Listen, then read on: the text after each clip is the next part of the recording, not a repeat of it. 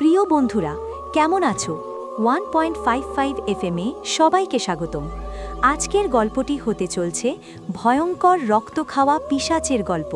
তাই গল্পটি না টেনে সবটুকু মন দিয়ে শুনুন। প্রতিদিন এরকম ভিডিও পেতে ভিডিওতে লাইক দিয়ে চ্যানেল সাবস্ক্রাইব করুন। আর ভিডিওটি কেমন হয়েছে কমেন্ট করতে ভুলবেন না। ধন্যবাদ। চলুন তাহলে গল্পটি শোনা যাক। অনেক রাত হয়ে গেছিল। জঙ্গলের রাস্তাটা নিস্তব্ধতায় ভরেছিল। শিখা গাড়ি চালাতে চালাতে জঙ্গলের রাস্তা দিয়ে যেতে যেতে ভাবছিল, আমার এই শর্টকাট রাস্তা দিয়ে যাওয়া উচিত হয়নি, হাইওয়ে দিয়ে যাওয়াটাই উচিত ছিল। কিন্তু এখন আর কি করা যাবে? ব্যাস, এখন এই জঙ্গলের রাস্তা থেকে তাড়াতাড়ি বেরোতে হবে। শিখা যখন এসব ভাবছিল, তক্ষুনি ওর গাড়ির চারপাশে অনেক বাদুড় উঠতে লাগলো। শিখা, আরে এই বাদুড়গুলো কোথা থেকে এলো? এরা তো আমার গাড়ির পিছনে পড়ে আছে। এসব বলতে বলতে শিখা জঙ্গলের নির্জন রাস্তায় এগিয়ে যেতে থাকল। তারপর হঠাৎ ওর একটা রেস্টুরেন্টের ওপর নজর পড়ল। শিখা, আরে এ তো একটা ছোটখাটো রেস্টুরেন্ট মনে হচ্ছে, কিন্তু জঙ্গলে রেস্টুরেন্ট কিভাবে আসলো? যাই হোক, এখন এই রেস্টুরেন্টেই যেতে হবে। রেস্টুরেন্টটা দেখে শিখার ভয় কিছুটা কমে গেল। শিখা গাড়ি রেস্টুরেন্টের সামনে দাঁড় করিয়ে ভেতরে গেল। সেখানে একজন রোগা লম্বা লোক ছাড়া আর কাউকে দেখা যাচ্ছিল না। শিখা একটা টেবিলে বসে লোকটিকে বলল, আপনি কি এই রেস্টুরেন্টটা একাই চালান? লোকটি, না, আমার কয়েকজন সঙ্গী আছে যারা কাজের জন্য বাইরে গেছে। বলুন, আপনি কি কি খেতে চান? শিখা, শুধু একটু চা খাবো। লোকটি, ঠিক আছে, বসুন, আমি চা নিয়ে আসছি।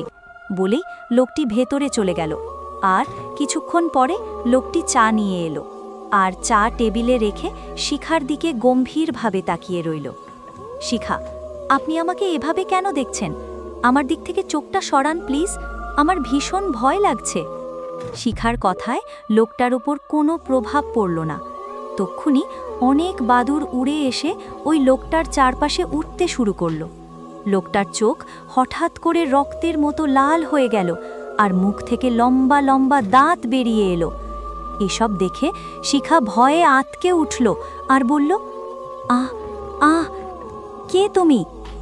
শিখার কথায় লোকটা জোরে জোরে ভুতুড়ে হাসি হাসতে লাগলো আর বলল, আমি একটা পিশাচ। পুরো 10 বছর ধরে মানুষের রক্ত খাওয়ার জন্য অপেক্ষা করেছিলাম। আজকে তোর শরীর থেকে সব রক্ত চুষে নেব। বলেই হাঁ হাঁ করে হাসতে লাগলো। পিশাচের কথা শুনে শিখা দৌড়ে পালাতে লাগলো, কিন্তু পিশাচটা শিখাকে ধরে ওর গলায় দাঁত বসিয়ে দিয়ে শিখার সব রক্ত খেয়ে ফেলল আর শিখা মাটিতে লুটিয়ে পড়ল। পিশাচ, মজা হলো খুব। ওর রক্ত খেয়ে তো খুবই মজা পেলাম। আমার 10 বছর বয়স বেড়ে গেল। হা হা হা করে হাসতে লাগলো। এই কথা বলেই পিশাচটা বাদুড়ের রূপ ধরে নিজের বাদুড় বন্ধুদের সাথে জঙ্গলে উড়ে গেল আর শিখা মাটিতে পড়ে থাকল। তারপর ধীরে ধীরে শিখা নিজের চোখ খুলল। ওর চোখ লাল হয়ে গেল আর মুখ দিয়ে বড় বড় দাঁত বেরিয়ে এলো। আর তারপরেই শহরের একটা বড় হোটেলে টিনা নামের একটা মেয়ের চিৎকার শুনতে পাওয়া গেল। শিখা টিনার রক্ত চুষে খাচ্ছে। টিনা, বাঁচাও বাঁচাও, কেউ আমাকে এই পিশাচিনীর হাত থেকে বাঁচাও, চিৎকার করে।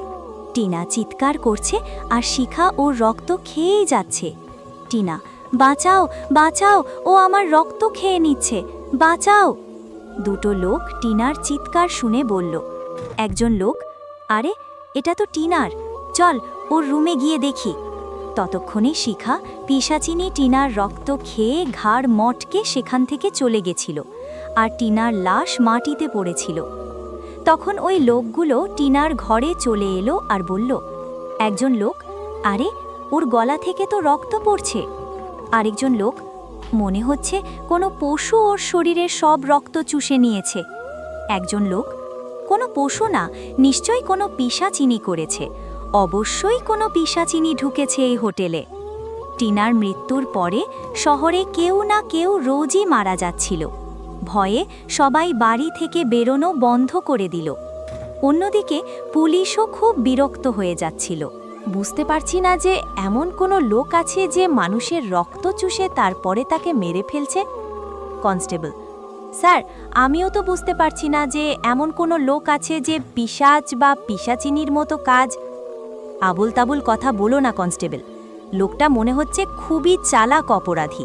সে যেই হোক, আমি তাকে ছাড়ব না। রেগে ইন্সপেক্টর পান্ডে যখন কনস্টেবলের সাথে কথা বলছিল, তখনই একজন তান্ত্রিক এসে হাজির হলো। তান্ত্রিক: মানুষকে পিশাচিনীর হাত থেকে রক্ষা করো ইন্সপেক্টর। এই শহরে বাদুড়ের দল ঢুকে পড়েছে। এবার তো ওই পিশাচিনী আরও ভয়ঙ্কর হয়ে উঠবে।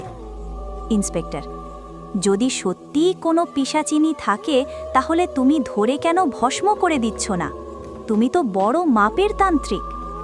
তান্ত্রিক: সেটা তো করতে যাচ্ছি, তার জন্য তো তোমার কাছে এসেছি। ইন্সপেক্টর: আমার কাছে কেন এসেছো? তান্ত্রিক: কারণ পিশাচিনী তোমার বাড়িতেই আছে, বুঝেছ? ইন্সপেক্টর: কি বাজে কথা বলছো? খুলে বলো, কি বলতে চাইছো? তান্ত্রিক ইন্সপেক্টর পান্ডেকে ওর বোন শিখার কথা সব বলল। ও বলল কিভাবে একটা পিশাচ ইন্সপেক্টরের বোন শিখার সব রক্ত চুষে নিয়েছিল, আর তারপর শিখা পিশাচিনী হয়ে গেল। ইন্সপেক্টর: যদি এই কথা সত্যি হয়, প্রমাণ করে দেখাও তাহলে। তান্ত্রিক: হ্যাঁ, দেখাতে পারবো, আজকেই রাতে দেখাতে পারবো। তোমার কনস্টেবলকে আজ তোমাদের বাড়িতে নিয়ে যাও, আর আজকে ওকে একটা আলাদা ঘরে শুতে দিও। কনস্টেবল: না, আমি এখন মরতে চাই না। তান্ত্রিক: তোমার কিচ্ছু হবে না। আমি তোমাকে এমন কিছু দেব যেটা থাকতে পিশাচিনী তোমার উপরে হামলা করতে পারবে না, আর সাথে আমিও সেখানে উপস্থিত থাকব। ইন্সপেক্টর: যদি শিখাই পিশাচিনী হয়, তাহলে ও আমার বা আমার পরিবারের রক্ত কেন খায় না? সন্দেহ করে।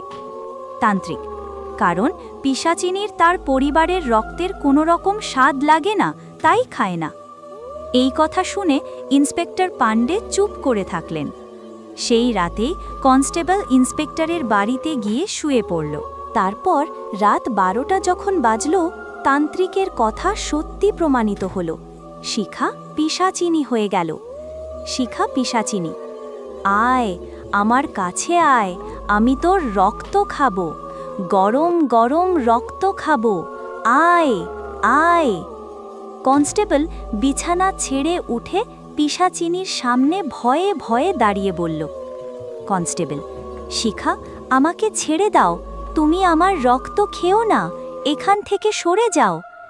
শিখা পিশাচিনী: আমি সরে যাব না, শুধু এগিয়ে যাব, আর তোর শরীরের সব রক্ত খেয়ে নেব, বলেই হাসতে লাগল। শিখা যেই কনস্টেবলের কাছে এগিয়ে আসলো, তক্ষুনি কনস্টেবল তান্ত্রিকের দেওয়া লাঠিটা শিখার সামনে ধরল, আর সেই লাঠি থেকে এমন তরঙ্গ উৎপন্ন হলো যা শিখাকে চারপাশ থেকে ঘিরে ধরল। শিখা তাতে বন্দী হয়ে গেল। শিখা পিশাচিনী: এটা কি করে করলে তুমি? আমাকে এই বন্ধন থেকে মুক্ত করে দাও, তাড়াতাড়ি মুক্ত করে দাও, দয়া করো, আমার দম বন্ধ হয়ে যাচ্ছে। এদিকে ইন্সপেক্টর: তুমি যা বলেছিলে সেটাই ঠিক তান্ত্রিক, কিন্তু এখন কি হবে?